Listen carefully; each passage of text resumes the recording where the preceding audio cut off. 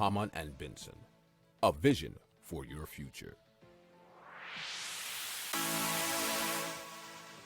Le journal des stratèges. Alors on part au Costa Rica où l'ancien astronaute costaricain Franklin Chang, fondateur d'Ad Astra Rocket, pense que dans 10 ans, son pays sera transformé, il sera plus riche et plus propre grâce à la production d'hydrogène vert. C'est un projet sur lequel il travaille depuis 10 ans, selon l'article du journal challenge.fr.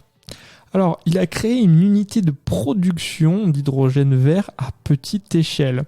Alors, pourquoi, comment c'est arrivé ? Lors de ses 7 séjours dans l'espace qu'il a effectués avec la NASA entre 1986 et 2002, Franklin Chang a découvert l'hydrogène vert. Alors, l'hydrogène vert doit être, selon lui, plutôt utilisé pour le transport. Alors, 65% de la consommation d'énergie au Costa Rica provient effectivement du transport, donc ça semble plus logique selon lui. Alors l'hydrogène vert peut, selon lui, toujours rendre le Costa Rica indépendant des importations de produits pétroliers qui sont utilisés à court terme pour les bus, les camions, les bateaux et les avions. Alors Ad Astra Rocket produit de l'hydrogène avec de l'électricité générée par 40 mètres carrés de panneaux solaires et une éolienne.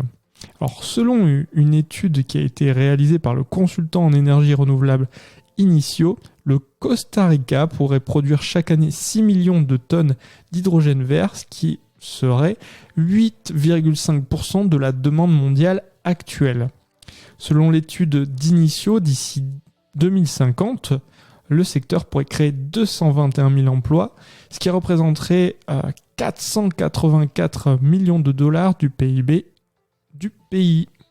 Si vous aimez cette revue de presse, vous pouvez vous abonner gratuitement à notre newsletter qui s'appelle La Lettre des Stratèges, LLDS, qui relate, et cela gratuitement, du lundi au vendredi, l'actualité économique, technologique, énergétique, mais aussi de l'hydrogène et puis de tout ce qu'on trouvera super intéressant pour votre vie.